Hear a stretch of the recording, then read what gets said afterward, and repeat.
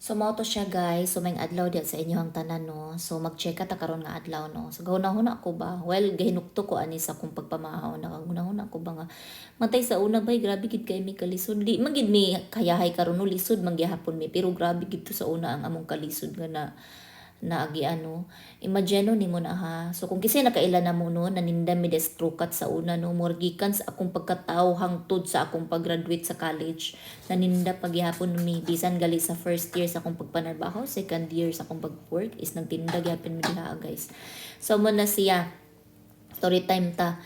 Gikan gid sa gagmay pa mi is among routine pag mang-eskwela mi mauni siya. Mumata, sayo sa buntag ni mumata dapat dili pa na siya hayag. So, mga 4:40, 4:30, or 5 in the morning. Mata mi ana, human ana, at tumigtrukat insigida kung ting prutas, kay magtabang miditog display. Panghinlo, pagbuot, ug uban pang buhaton sa tindahan. Pagkahuman, balik mi sa balay. Paghuman balik sa balay, guys, kaya pamida na mga mga ligo. Baklay na po may balik. Gikan sa balay, mulabay mi strukat, padung sa eskwelahan. Baklayao na muna siya, guys, everyday.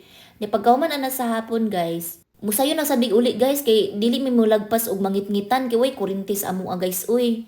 So kailangan mi mo uli sa balay nga dili sad ngit-ngit mo baklay na panon sa balay.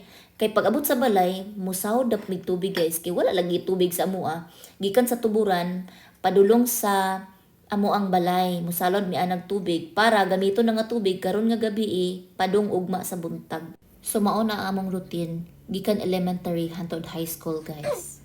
So makamaping ani no kung unsa kalayo ang among mga silingan ug among uban igagaw no nga nakahibalo ani sa among situations. Comment per part 2. Bye.